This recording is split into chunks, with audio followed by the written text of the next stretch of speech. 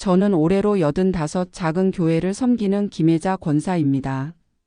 이제는 이름보다 나이가 먼저 불리는 나이가 됐습니다. 병원에 가면 늘 연세 많으시니 조심하셔야 해요라는 말부터 듣습니다.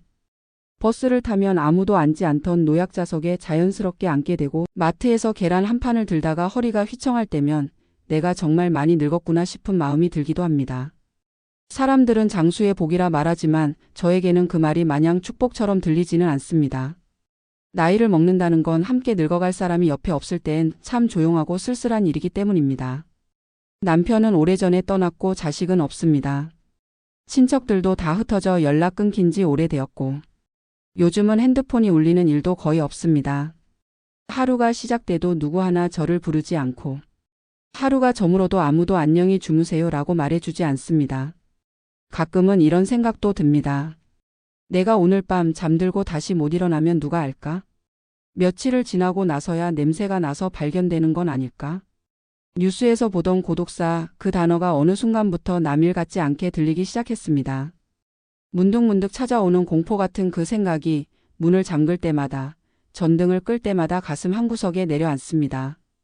예전에는 몰랐습니다. 죽음이 이토록 가까이 와 있을 때 사람이 이렇게도 무력해진다는 걸 말입니다. 그런 저에게 남은 건 오직 교회였습니다. 매주 주일이면 옷을 차려입고 지팡이를 짚고 천천히 걸어 나갑니다. 누가 뭐라 하지 않아도 하나님 앞에 가는 그 시간만큼은 절대 놓치고 싶지 않았습니다. 아침 햇살을 등지고 예배당 문을 열고 들어설 때 권사님 오셨어요? 반갑게 인사해주는 집사님의 얼굴이 그렇게 고마울 수가 없습니다. 요즘은 자꾸만 죽음이 가까워지는 게 느껴집니다. 무릎은 말썽이고 가슴은 자주 답답합니다. 새벽에 눈을 떠도 이전처럼 선뜻 일어나지 못하고 낮에는 소파에 앉아 멍하니 창밖을 바라보는 시간이 길어졌습니다. 이상하게도 밥을 먹을 때보다 물 한 모금 삼킬 때 더 죽음이 가까이 있는 것처럼 느껴질 때가 있습니다. 며칠 전 거울을 오래 들여다보다 문득 이런 생각이 들었습니다. 내가 지금 이대로 세상을 떠난다면 누가 날 찾아줄까? 그 질문에 대답할 사람은 딱 하나밖에 떠오르지 않았습니다. 교회. 제가 예배드리는 그 교회, 저에게 권사님이라고 불러주는 사람들이 있는 곳. 이제는 마지막을 맡길 수 있는 유일한 곳. 어느 날 저는 조용히 사진관을 찾았습니다. 영정 사진을 찍기 위해서였습니다.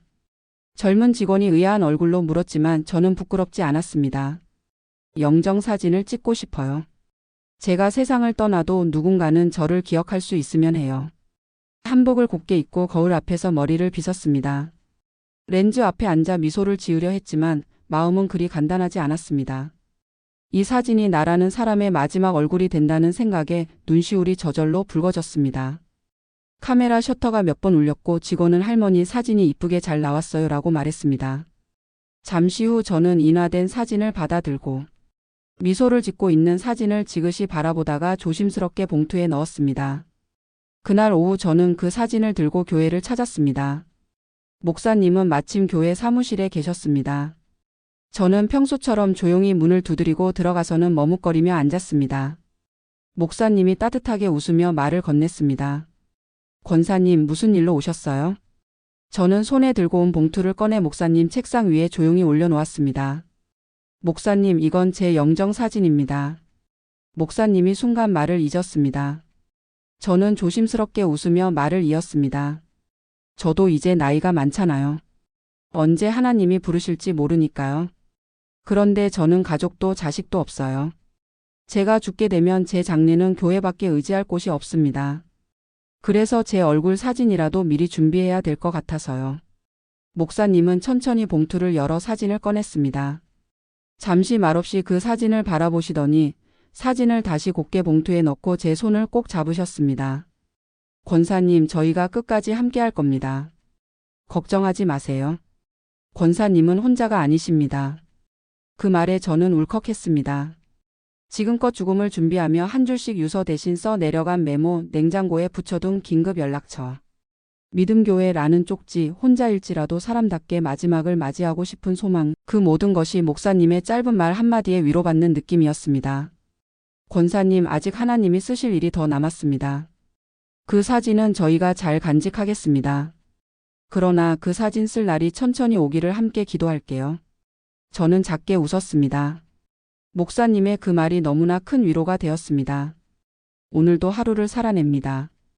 혼자지만 하나님 안에 있으니까. 죽음을 서서히 준비해야 하는 삶이지만 그 안에 천국에 대한 소망이 있고 그 소망이 저를 버티게 합니다. 봄볕이 부드럽게 들던 어느 날 아침 몸이 무겁다는 느낌이 유난히 깊었습니다. 가슴 한켠이 답답했고 걸음을 옮기는 발끝마저도 휘청였습니다. 감기 기운이겠지 하며 진통제 한 알을 삼키고 가만히 누웠지만 며칠이 지나도록 낫질 않았습니다. 그러다 결국 주일 아침 일어나려다 눈앞이 어지럽고 다리에 힘이 풀려 주저앉았습니다. 매주일 함께 교회를 가는 옆집 권사님이 들렀다가 이상함을 느끼고 구급차를 불렀습니다. 그렇게 저는 생전 처음 병원 침대에 누워 본격적인 검사를 받게 되었습니다. 병명이 특별히 위급한 것은 아니었지만 고령의 기력이 약해져 당분간 입원 치료가 필요하다는 진단이 내려졌습니다. 갑작스레 정해진 병원 생활. 허전하고 두려운 마음에 창밖만 바라보다가 문득 문이 열리는 소리에 고개를 돌렸습니다. 성경책을 든 목사님과 구역 식구들의 모습이 눈에 들어왔습니다. 권사님 걱정 마세요. 우리 교회가 권사님 곁에 있잖아요. 목사님의 그 말 한마디에 울컥하고 말았습니다. 말없이 손을 맞잡아주는 그 온기 그리고 식사는 잘 챙기셨어요? 라면서 눈을 맞추는 구역장님의 따뜻한 시선이 제 마음을 툭툭 두드렸습니다. 그날 이후 하루가 멀다 하고 교회 식구들이 돌아가며 병문안을 와주었습니다. 교회에서 예배 후에 같이 나누는 밥 한 그릇처럼 그들의 방문은 제 하루를 따뜻하게 채우는 위로가 되어 주었습니다. 심지어 어떤 날은 90이 넘은 어르신 한 분이 지팡이를 짚고 병원까지 오셔서 권사님, 기도했어요. 빨리 나아서 우리 예배당에서 또 봐요라고 웃어주셨습니다. 아무것도 아닌 일처럼 들릴 수도 있지만 그 순간 저는 다시 살아날 수 있을 것만 같았습니다. 병상 위에서 들은 찬양 한 소절, 목사님이 전해주고 간 작은 말씀 카드 한 장, 그것들이 저에게는 하늘의 양식처럼 느껴졌습니다. 병원에서 태어난 뒤 저는 예전보다 더 조용하고 천천히 그러나 깊이 있게 하루를 살아가고 있습니다. 새벽에 눈을 뜨면 가장 먼저 감사의 기도를 드리고 햇살이 머무는 부엌에서 따뜻한 차를 준비하며 하루를 시작합니다. 이제는 예전처럼 부지런히 움직이진 못하지만 마음은 오히려 더 넓어지고 부드러워졌습니다. 무엇보다도 저는 이 작은 동네 안에서 더 많은 사람들과 마음을 나누게 되었습니다.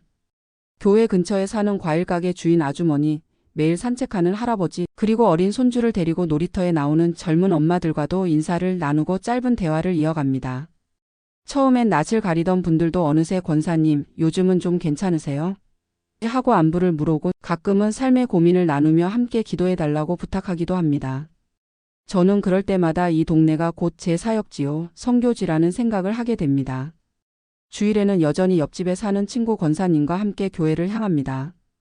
예배 후에는 함께 둘러앉아 서로의 안부를 묻고 삶의 이야기를 나누며 작은 웃음을 나눕니다. 누군가는 말했습니다. 권사님 참 지혜롭게 사세요. 그 말이 참 따뜻하게 들렸습니다.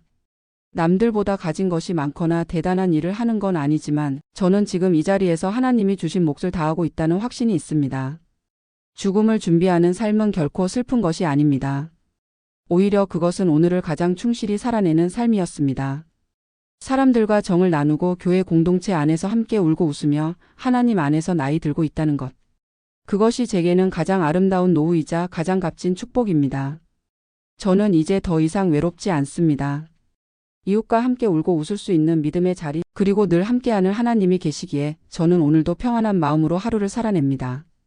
이 길 끝에서도 주님은 저를 맞이해 주시리란 믿음이 제 노년의 길을 더욱 빛나게 해줍니다. 예전에는 죽음을 생각하는 것만으로도 두려움이 앞섰습니다. 나 혼자 죽는다는 사실이 장례를 치러줄 가족도 없이 떠나게 될 미래가 무섭기만 했습니다. 그래서 병원을 다녀온 뒤부터는 하나씩 정리를 시작했습니다. 제 이름으로 된 통장과 각종 서류, 작게 남은 유산, 그리고 냉장고 문에 붙여둔 긴급시 믿음교회로 연락이라는 메모. 작은 물건 하나, 사진 한 장까지도 의미를 되새기며 버릴 것은 버리고 남길 것은 남겼습니다.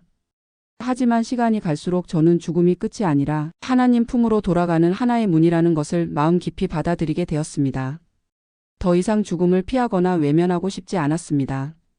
그래서 영정사진을 찍었고 교회에 그 사진을 맡겼습니다. 단지 준비된 죽음을 위해서가 아니라 지금을 살아가는 제 자세를 다잡기 위함이었습니다. 하루를 마지막 날처럼 그러나 기쁨으로. 이 문장이 어느 날 제 일기장 한가운데 적혀 있었습니다. 그렇게 저는 매일을 살아냅니다. 죽음을 준비하는 삶은 어쩌면 가장 온전하게 오늘을 살아내는 삶일지도 모릅니다. 죽음 앞에서 우리는 진짜 소중한 것이 무엇인지 비로소 분별하게 되고 감사할 줄 알게 됩니다. 저는 지금 평범한 하루 속에서 감사함을 누립니다. 새벽에 눈을 뜰 수 있음에, 아직 기도할 수 있음에, 누군가와 눈을 마주치며 인사할 수 있음에 감사하며 살아갑니다. 언젠가 주님이 부르시는 날이 올 것입니다. 하지만 그날이 오기 전까지는 저는 조용히 그러나 분명한 소망을 품고 살아갈 것입니다. 죽음을 준비하며 삶을 더 사랑하게 되었고 떠날 날이 가까워질수록 하나님의 품이 더 따뜻하게 느껴집니다. 그렇게 저는 오늘도 조용히 그러나 깊이 삶을 마주합니다.